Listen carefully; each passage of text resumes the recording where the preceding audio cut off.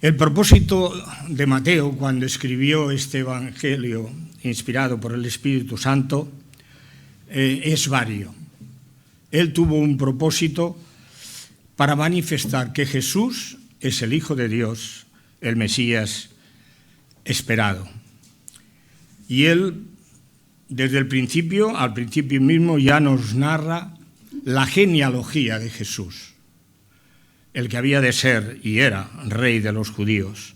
Abraham engendró a Isaac, Isaac engendró a Jacob, Jacob a Isaí, y así hasta David, y de David hasta José, marido de María, de la cual nació Jesús, llamado el Cristo. También al principio nos escribe dónde o quién era aquella de la cual había de nacer Jesús. He aquí la Virgen concebirá y dará un hijo, y llamará su nombre Emmanuel, que quiere decir Dios con nosotros. También escribió el lugar de su nacimiento, que ya estaba profetizado. Él, cada vez que introduce una lectura o un versículo del Antiguo Testamento, él exactamente siempre dice lo mismo. Así dijo el profeta. En realidad lo dice durante 9 veces. 9 veces repite esta coletilla, vamos a decirlo coloquialmente. Así escribió el profeta. Pero en 4 de ellas, como veremos dentro de poco, en 4 de ellas están totalmente relacionadas con las sanidades y la curación de enfermos.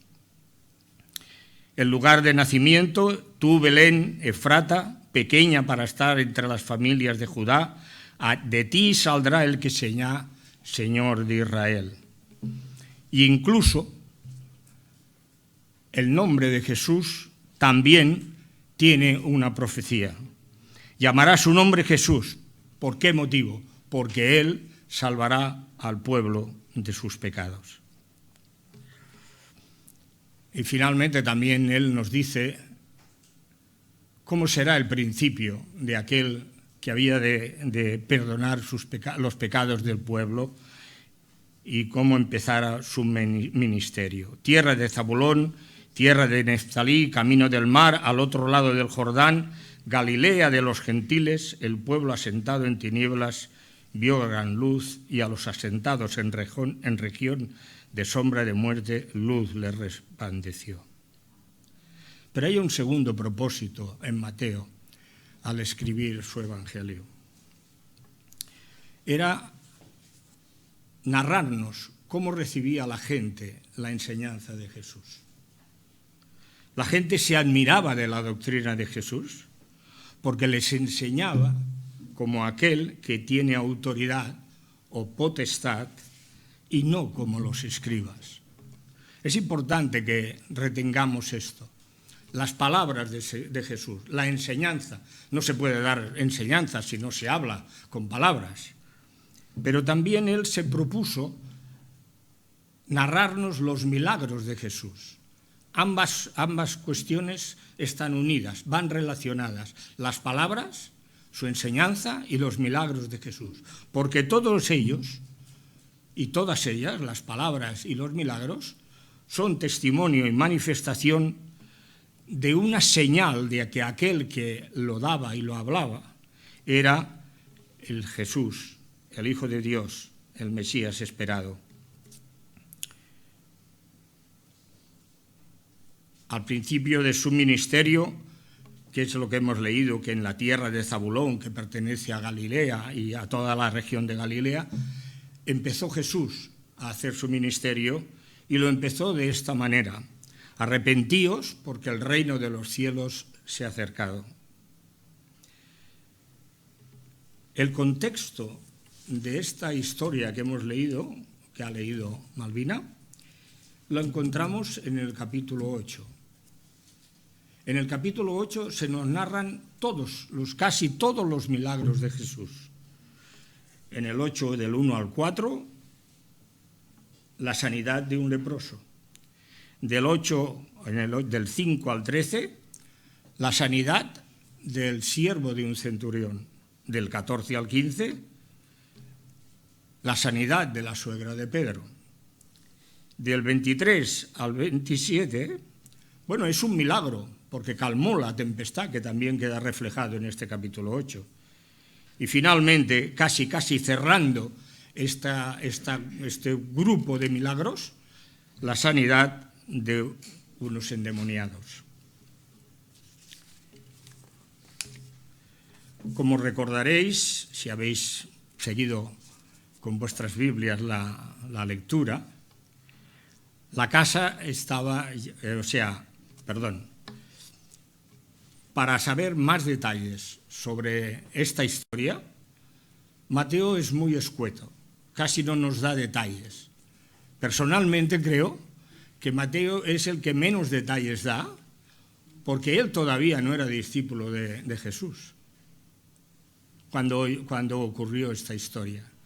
Y los detalles más concretos los encontramos en Mateo, en Marcos y en Lucas. Por lo tanto, todo lo que en esta mañana describiré sobre la curación del paralítico se encuentra en los tres evangelios sinópticos. Por lo tanto, es Marcos el que nos dice que realmente Jesús estaba en la casa, se había llenado de gente, de tal manera que no se podía entrar ni por la puerta. Y en estas circunstancias llegaron 4 amigos, con uno en un lecho o en una litera, con la creencia, la posibilidad de que Jesús lo sanara. La curación del paralítico, por tanto, vamos a ver y vamos a contemplar la potestad o autoridad de Jesús sobre, en primer lugar, la enfermedad. Jesús oyó que Juan el Bautista había sido apresado por Herodes, y entonces, dejando su ciudad, que era Nazaret, donde había estado desde que había vuelto de Egipto, cuando era pequeño, lo habían vuelto sus padres, él estuvo hasta ese momento en Nazaret. Y él, dejando Nazaret, dice que vino a Capernaum, y desde entonces, como hemos visto en su ministerio terrenal, comenzó Jesús a predicar el Evangelio, recorriendo toda Galilea y sus alrededores. Él estuvo visitando varias ciudades, como decía, y en sus sinagogas sanó y curó enfermos y libró a endemoniados. Voy a apartarlo, porque si no, al final le voy a dar un golpe y va a caer.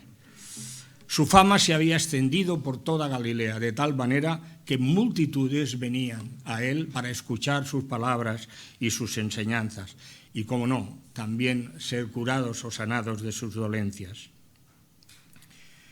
Bien, los 4 amigos, porque hemos de suponer que eran 4 amigos los que llevaban al paralítico, no se nos dice de qué clase de parálisis tenía. Lo que sí vemos es que si iba en una litera era que no podía andar. Los amigos creían que Jesús tenía poder para sanarlo, porque ya había hecho milagros, como hemos leído en Capernaum. Estos milagros que hemos leído se habían hecho todos en la ciudad de Capernaum. Y ellos dicen, bien, si Jesús ha sanado a otros, ¿por qué no va a poder sanar a nuestro amigo? Y dicho y hecho, cogieron una litera y fueron hasta donde estaba Jesús. De la potestad de Jesús o su autoridad ya nos ha hablado Mateo en el capítulo 8. Cuando él, a palabras del centurión, le dijo que voy a ir a tu casa y curar a tu siervo. Y el centurión le dijo, no es necesario que vengas a mi casa. No se entiende lo que le dice, las palabras que le dice el centurión, si no es porque él ya intuye, más que intuir, reconoce en Jesús una potestad o una autoridad que él también tiene. Dice, no cal que vengas a casa. Yo también soy hombre que está bajo autoridad. bajo autoridad no quiere decir en un principio que él ha recibido autoridad y que hay personas a las cuales él realmente manda. A uno, hay en otro evangelio, le dice, ve, yo le digo, ven, y viene. Ves, y también va. Y le digo a mi criado, oye, prepárame la cena, y va y lo hace. Por lo tanto, Señor, no es necesario que vengas a mi casa. Jesús se maravilló. Dice, de cierto os digo, ni aun en Israel he hallado tanta fe. Su potestad sobre la enfermedad fue una de las características más sobresalientes del Señor Jesús, a la par que unía a sus sanidades la predicación del Evangelio y la enseñanza.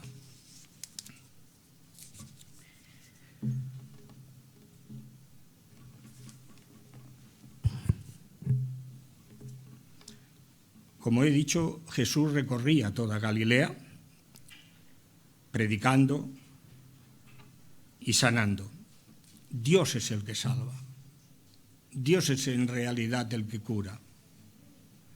Pero lo hacía a través de su ungido, a través de aquel que era el que tenía en sí toda la plenitud de la divinidad, pero que se había encarnado y humillado por nosotros, tomando forma de siervo, y en esa forma, posteriormente, al final de su ministerio, se humilló hasta la muerte y muerte de cruz. Las señales de la enseñanza y curación, sobre todo las de curación, son aquellas que Jesús manifestó a los dos discípulos de Juan el Bautista, que estaba preso en la cárcel. Parece realmente todo está unido en el Evangelio de Mateo. Fijaros bien, viene un paralítico para ser curado. También van dos discípulos de Juan el Bautista para hacerle una pregunta. ¿Por qué hace esa pregunta los discípulos de Juan el Bautista? Porque Juan el Bautista lleva más de 8 meses preso en las cárceles en la cárcel de Herodes y intuye que su vida no va a durar mucho. Como bien sabéis, a través de un baile de la hija de la esposa de Herodes, fue decapitado Juan el Bautista. Pues bien, Jesús, oyendo que Juan el Bautista estaba preso, él dejó Nazaret y se fue hasta Galilea. Haced saber a Juan las cosas que oís y veis. Los ciegos ven, los cojos andan, los leprosos son limpiados, los sordos oyen, los muertos son resucitados y a los pobres es anunciado el Evangelio. Como decía, solamente es Dios el que cura. 2 ejemplos. El rey Ezequías. Ezequías estaba realmente muy atribulado y yo diría que asustado, porque Judá estaba rodeada por los ejércitos de Asiria. Y él había orado a Dios y le había pedido que realmente lo librara de los asirios. Pero en estas circunstancias se le acerca el profeta Isaías y le dice, Ezequías, tengo un mensaje de parte de Dios. Ezequías seguramente pensó, bien, esto es que me va a librar de todos los enemigos de Judá y del pueblo de Dios. Y le dice, ordena tu casa, porque vas a morir y ya no vivirás. El choque que sufre Ezequías le lleva a llorar amargamente, pidiéndole a Dios que lo librara y que le diera y le alargara la vida. Dios también, por medio del profeta Isaías, le dijo, he oído tu oración y he visto tus lágrimas y voy a sanarte. Dentro de 3 días, esta es la señal, subirás a la casa de Jehová y allí sacrificarás y añadiré tus días 15 años y te libraré a ti y a esta ciudad de las manos del rey de Asiria. el segundo ejemplo. Pablo, al escribir a los Corintios, su segunda epístola, les dice: he tenido unas visiones, pero Dios, para que no me enorgullezca de lo que he visto y se me ha revelado, me ha dado un aguijón de Satanás que me está atormentando. Y 3 veces he orado al Señor para que me libre de ese aguijón. Pero el Señor me ha dicho: bástate mi gracia, porque mi poder se perfecciona en la debilidad. Aparentemente son 2 respuestas distintas, pero no tan distintas. Dios sanó a Ezequías porque tenía fe. No sanó a Pablo porque las circunstancias de Pablo en aquel momento, su fe estaba un poco debilitada. ¿Fue Dios injusto con Pablo y muy bondadoso y misericordioso con Ezequías? No, rotundamente no. Pues nada escapa al conocimiento, soberanía, poder y providencia de Dios. Si oramos a Dios pidiendo que nos sane y no sanamos, significa que no tenemos fe. Si sanamos, significa que tenemos fe. Si la enfermedad se vuelve crónica y tiene un mal resultado, se prevé un mal resultado, es que tenemos que seguir orando con mucha fe para que el Señor nos sane. Incluso como creyentes nos llenamos de confusión. Uno a veces, en unos momentos en que sufrí una intervención con problemas, conocí a una persona. A mí la operación fue bien. Esa persona al cabo de un tiempo falleció. ¿Hizo injusticia Dios con ella? ¿Hizo bendición y misericordia conmigo? Claro que sí. Pero no hay respuesta para esta sorpresa que nos llevamos. Hay una confusión en nosotros. Y si la enfermedad se alarga, todavía más. No tengo que señalar a nadie, porque eso no se hace desde el púlpito, ni mucho menos. Pero aquí hay hermanos y hermanas. Algunos de ellos están sufriendo enfermedad y no hay cambio en su vida. Y me consta que ora mucho y nosotros también oramos por ellas.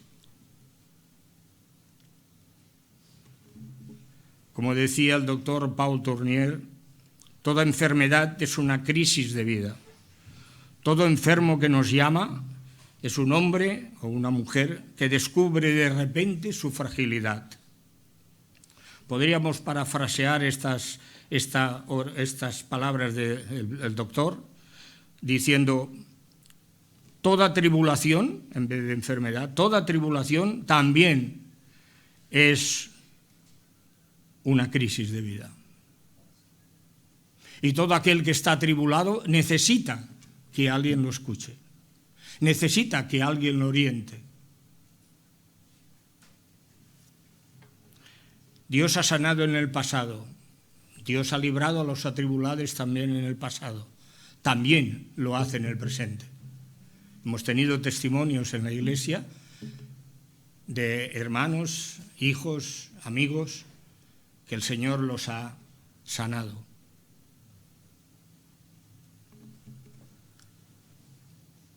Pero no solamente Dios tiene cuidado de aquellos que le aman y hacen su voluntad.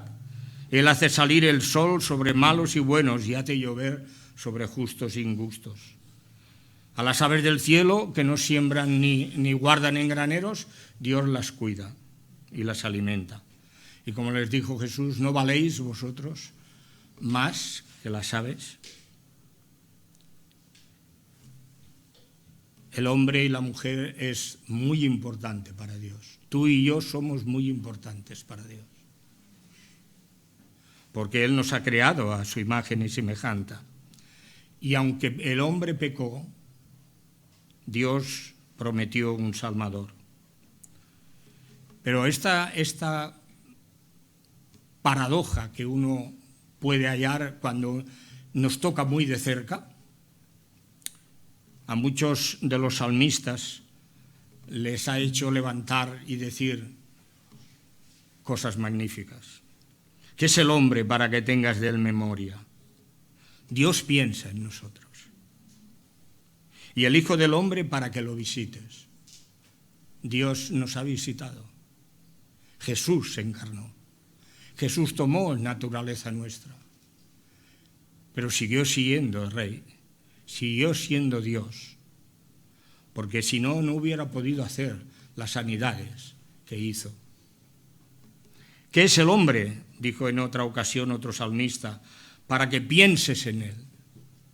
El pensamiento de Dios nos alcanzó, porque de tal manera ese pensamiento llegó a amarles o nos amaba, que dio a su Hijo unigénito, para que todo aquel que en él cree tenga vida eterna.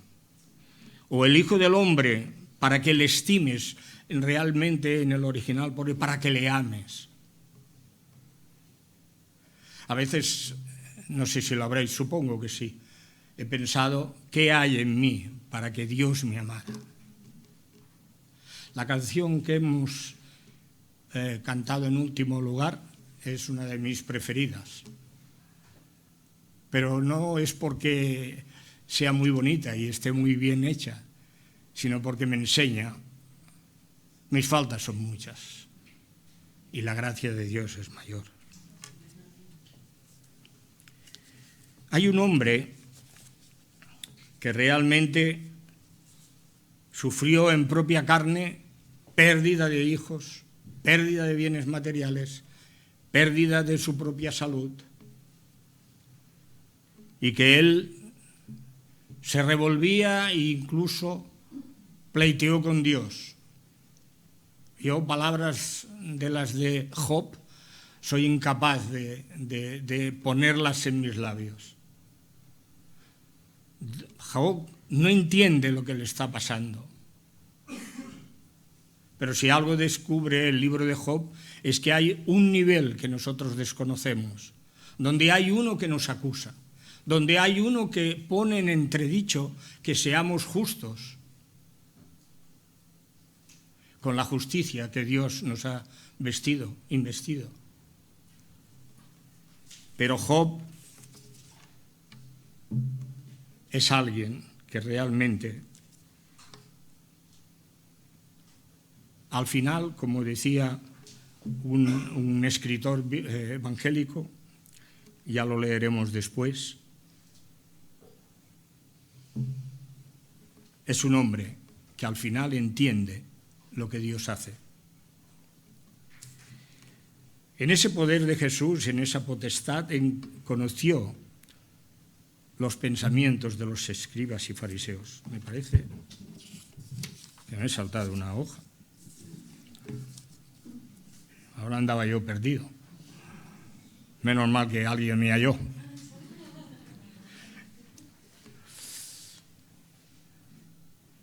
Ante la enfermedad y las tribulaciones de la vida, nuestro corazón se llena de zozobra. Hablaba con una persona la semana pasada y me le decía, ¿cómo va tu vida? Digo, bien, la herida está aquí, pero no sangra. Pero de cuando en cuando deja ir agua, que son metáforas de lágrimas.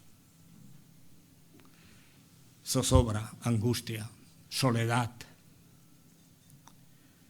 Recordemos la experiencia del patriarca Job, como decía hace un momento. Ante la manifestación del Todopoderoso, Job enmudece. Llega un momento que Job llega a decirle a Dios, oye, baja y vayamos a juicio, a ver. Tú me explicas y yo me explico. Porque él no entendía. Pero Dios empieza a través de la creación a correrle el velo, a descubrir el velo de su soberanía, de su poder, de su autoridad. Y Job enmudece, cesa en sus preguntas y se somete, se sujeta. Recordad que someterse es sujetarse, como decíamos no hace muchas semanas. Y ya no arguye, ya no presenta batalla a Dios. No se yergue con osadía, porque se yergó, o sea, se levantó con osadía Job. Ya no defiende su causa, se humilla y en su humillación triunfa. Todavía no está libre de tribulaciones, todavía no ha sido sanado. Dios le describe todo lo que él es y lo que ha hecho. Llega un momento que le dice, cuando yo hice esto o lo otro, cuando creé las nubes, ¿estabas tú allí para darme consejo? No está libre de tribulaciones porque todavía tiene enfermedad. Todavía no ha recuperado nada. Pero tiene paz. Está en las manos de un Dios soberano pero maravilloso e intuye que en ellas está seguro. Pase lo que pase, ocurra lo que ocurra, aunque las circunstancias de su vida prevalezcan aún en la oscuridad, su corazón se regocija en brillante luz.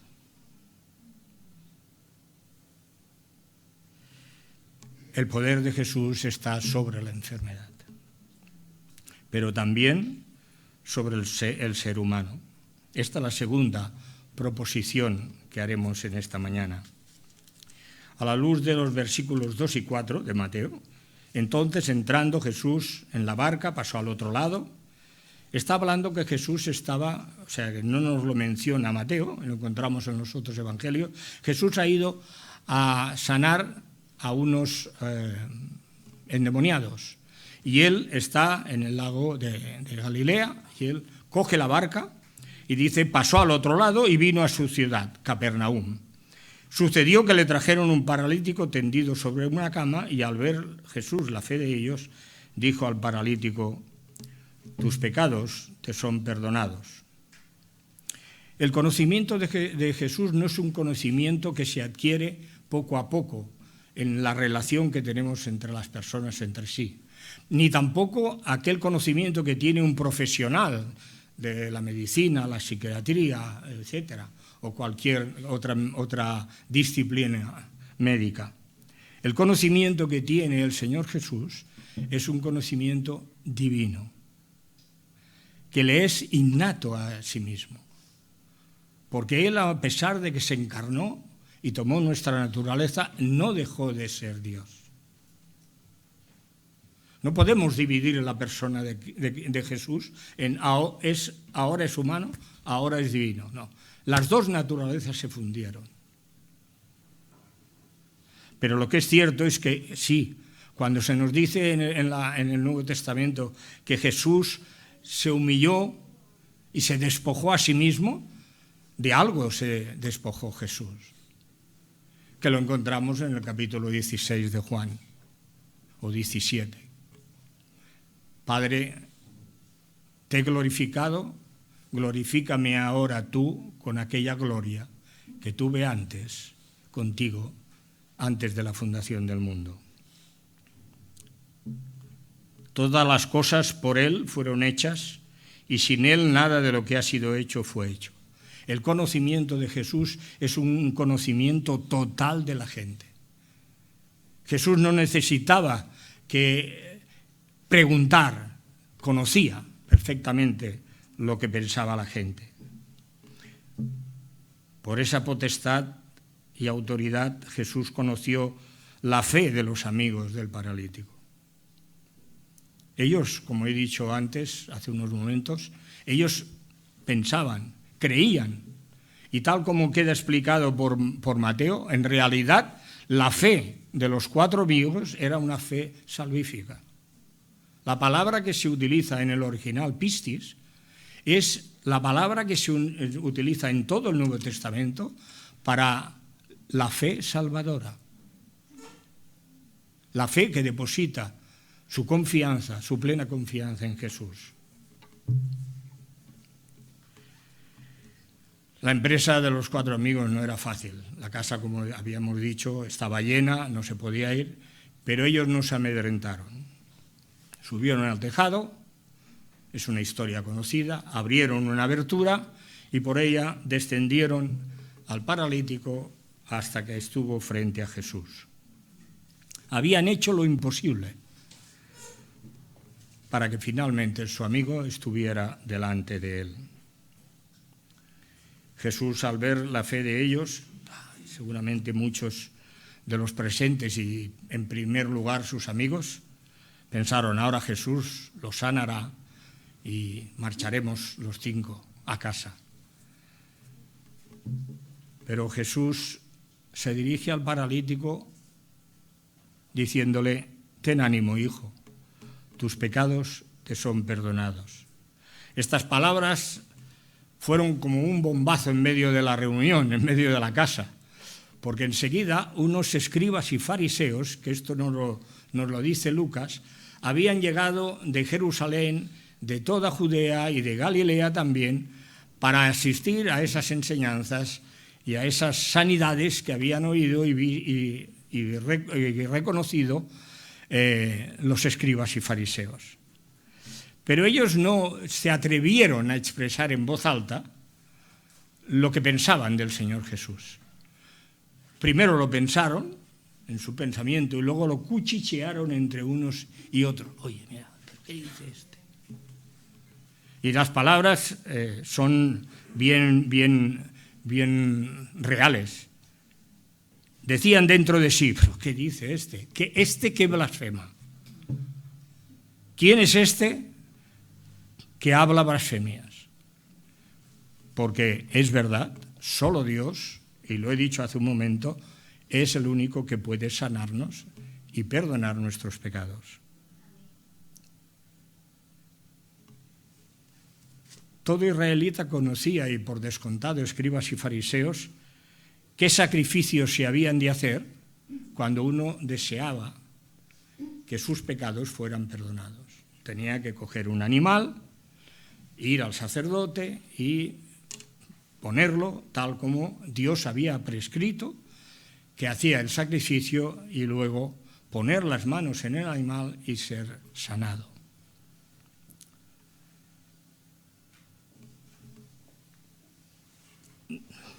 Realmente esto es algo que choca, porque escribas y fariseos del pensamiento pasaron a las palabras, al cuchicheo entre ellos. Pero Jesús, conociendo sus pensamientos, no se lo pensó 2 veces. Era muy dramático. Yo quisiera poder con mis palabras montar el momento en que existe, que ocurre en aquel momento. La casa está llena, la gente expectante, y las palabras que oyen es: ten confianza, hijo, tus pecados te son perdonados. Y ahí se hace el silencio. Y cuando vuelve a hablar Jesús es para dirigirse a los escribas y fariseos. ¿Por qué pensáis mal en vuestros corazones?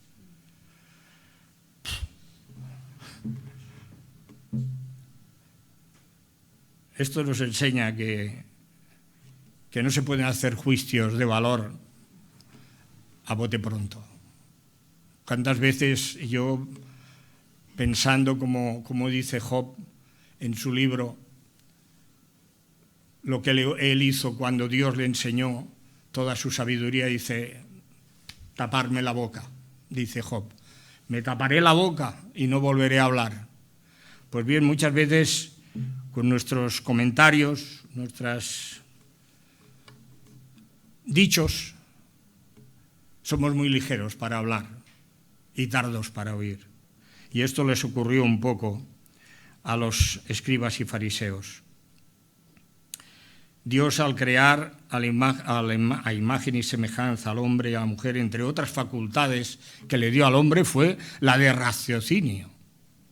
Efectivamente, Dios no censura a escribas y fariseos porque piensen o hablen, es por pensar mal. O como dijo otra vez Jesús, lo que sale de la boca, del corazón sale. Esto nos habría de hacer pensar, hermanos. Antes de emitir una palabra, antes de dar un consejo, antes de dar una opinión sobre algo que puede afectar a otras personas, pensar que lo que va a salir, sea bueno o malo, va a salir de nuestro corazón. Y esto, si es los malos pensamientos, esto contamina a todo ser humano. Porque del corazón pueden salir los homicidios, los adulterios, las fornicaciones, los hurtos, los falsos testimonios, las blasfemias, y estas cosas son las que realmente contaminan al hombre. La ceguera espiritual de escribas y fariseos y su falta de sensibilidad les incapacitaba para comprender realmente lo que estaba ocurriendo y lo que iba a ocurrir posteriormente.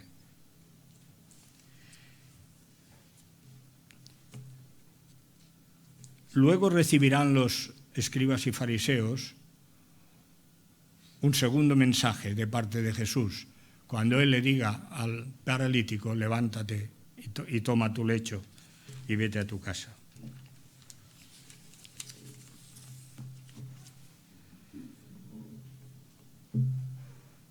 Conoció a sí mismo los pensamientos del paralítico, no lo podemos dejar. Los amigos y él seguramente también estuvo de acuerdo en ir para que Jesús lo sanara. Pero ¿cuál era el pensamiento que él tenía dentro? ¿Qué le estaba royendo a él en su corazón? Sus pecados. Sus pecados. ¿Qué nos roe a nosotros alguna vez en nuestro corazón? El haber pecado contra Dios. Por eso cuando oye de la boca de Jesús, ten ánimo, hijo, tus pecados te son perdonados, como dice un salmo, mis pensamientos y mis cuerdas me cayeron en lugares delicados, pensando en que Dios le había hecho bendición. Ese hombre, no podemos llegar a entender el corazón del paralítico si no hemos sentido nunca ese peso y ese deseo de que seamos perdonados.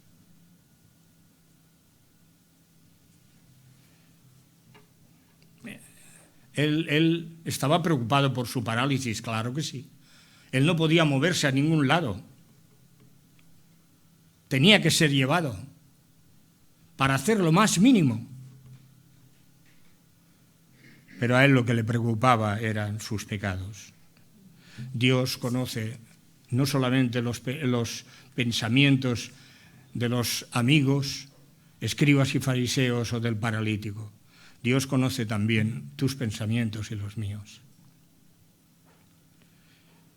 ¿Qué hay durante el día en nuestro corazón? ¿Qué pensamientos tenemos?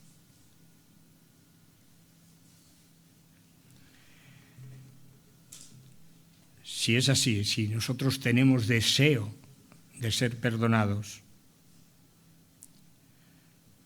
si nuestra fe es así en Jesús, adoraremos en espíritu y en verdad como Abel, andaremos con Dios como Enoc y Noé, buscaremos la ciudad celestial como Abraham, creeremos en las promesas de Dios como José, renunciaremos al mundo y al pecado como Moisés.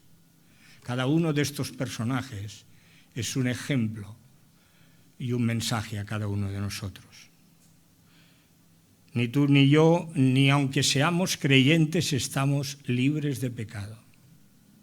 Todavía tenemos nuestra naturaleza carnal, que de cuando en cuando nos da no solamente una patada, sino un buen zarpazo. Cuando menos nos lo esperamos, nos ha quitado la hierba de debajo de los pies y nos vemos en el suelo. Cuando uno piensa que todo va bien, como a Job, que le iba todo bien, y de golpe y porrazo las casas se queman, las cosechas se queman, todo se quema. Pero aún no ha terminado de oír eso, que viene otro de sus criados y le dice que sus hijos han muerto. El diablo, Satanás, le estaba cortando la hierba a Job. ¿Y qué vamos a decir de su esposa? En vez de ser una ayuda idónea, lo que dijo es, oye, acaba de reventar ya. Maldice a Dios y revienta. En los amigos. En los amigos. Hemos de dar gracias por los amigos. Por aquellos que en un momento determinado nos escuchan. Nos acompañan. Los amigos de Job estuvieron 7 días en silencio. A veces los silencios con los amigos son muy buenos. Pero luego empezaron a hablar. Y los consejos que le dieron y la confianza y el consuelo que le dieron a Job fue muy poco. Por eso Dios, después, al final del libro, encontramos que los sancionó. Pero gracias a Dios por aquellos amigos que uno tiene. Hemos de buscarlos, pero también hay que cuidarlos a los amigos.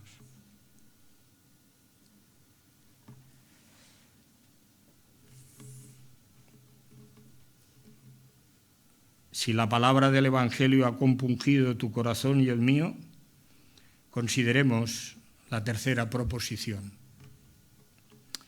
el perdón de nuestros pecados. Las palabras que Jesús dirigió al paralítico manifestaban que Jesús conocía lo que estaba en su mente y en su corazón. Solo el alma que es consciente del pecado desea el perdón de Dios y clama como clamó David. Hermano, hermana, ¿has clamado como David en el Salmo 32? Yo sé. Ten piedad de mí, y no estoy diciendo que sean las mismas circunstancias del Salmo 32, pero, hermanos, el adulterio es igual que la mentira, el robo es igual que la fornicación, y etcétera, etcétera, etcétera. Ten piedad de mí, oh Dios, conforme a tu misericordia. Conforme a la multitud de tus piedades, borra mis rebeliones. Porque yo reconozco mis rebeliones y mi pecado siempre está delante de mí. Y no solamente durante el día, cuando se hace más presente ese pecado, es cuando uno llega a la noche. Cuando uno se despierta, se desvela, empieza a darle vueltas a la cabeza. Contra ti solo he pecado, he hecho lo malo ante tus ojos. La mujer que lloraba a los pies de Jesús en casa de Simón el fariseo, clamaba, como clamó David. Y Jesús le dijo las mismas palabras: tus pecados te son perdonados. Tu fe te ha salvado, ve en paz.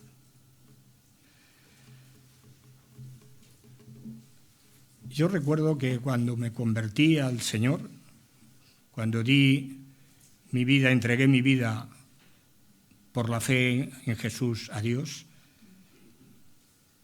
no oí estas palabras, no las oí.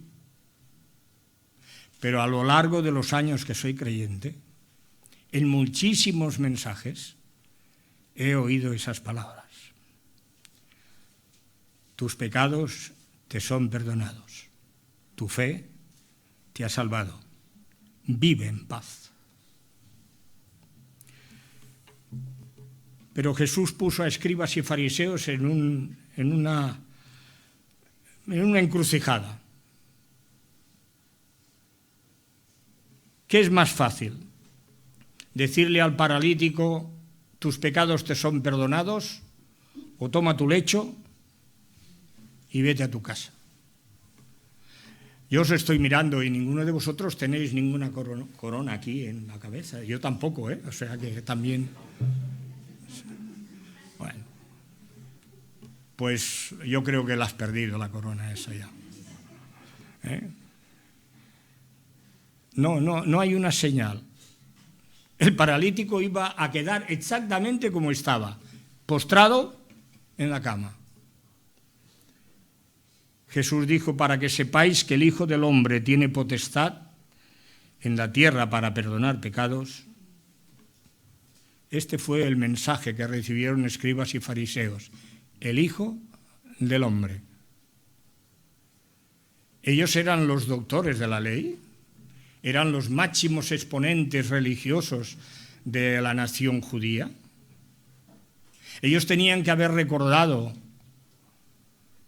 a través de los milagros de Jesús, que el Hijo del Hombre es aquel joven o aquel hombre que descendió de los cielos y fue presentado al anciano de días, que relata Daniel en su capítulo 7. Porque a uno que era como un hombre le fue dado dominio, poder y soberanía, y un trono que era eterno. Y hasta el momento en que apareció Jesús, ninguno de los reyes que siguieron en Judá alcanzó esa meta. Solamente Jesús tiene potestad y autoridad. Solamente Jesús, por su sacrificio en la cruz, recibió el reino y un reino eterno. Para que sepáis que el Hijo del Hombre tiene potestad, levántate, toma tu cama y vete a tu casa.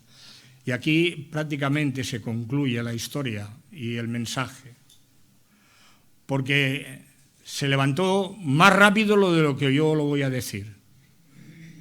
Aquel hombre que supo que Jesús había conocido su corazón y él había depositado su fe en él, se levantó, cogió su lecho y se fue a su casa. La conclusión de nuestra reflexión es que confiemos en Dios, los enfermos y los pecadores.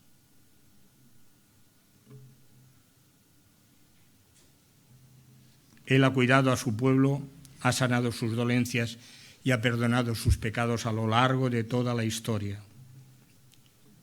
Y como dice Isaías, hablando de esto, de la salvación de Dios, olvidará a la mujer de lo que dio a luz, dejará de compadecerse del hijo de su vientre. Bueno, las que sois madres lo sabéis perfectamente. Y las que no lo sois, preguntad.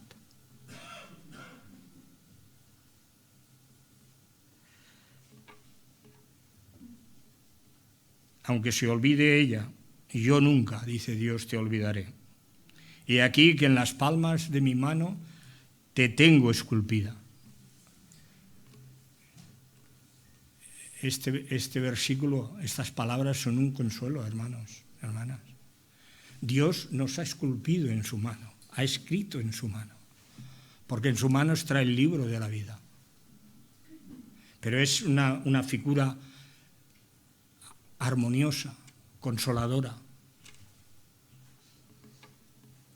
Delante de mí están siempre. Y aquí no se ha cortado todavía mi mano para salvar, ni se ha agravado mi oído para oír tus lamentos, para oír tus tribulaciones. El Hijo del Hombre no vino para ser servido, sino para servir y para dar su vida en rescate de muchos.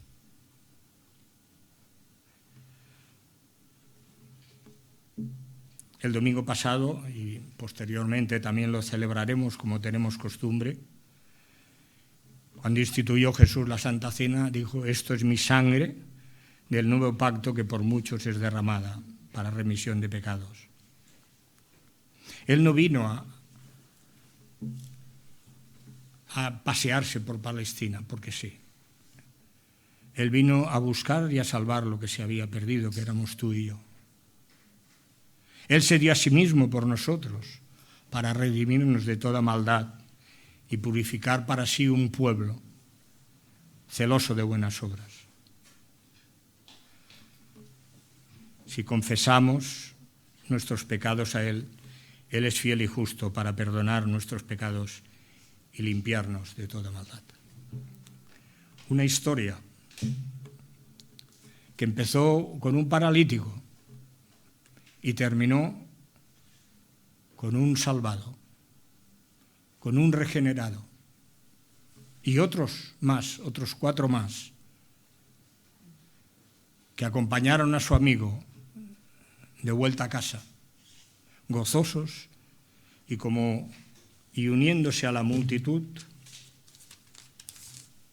como dice el versículo 8, se maravillaban y glorificaban a Dios, que había dado tal potestad a los hombres. Amén.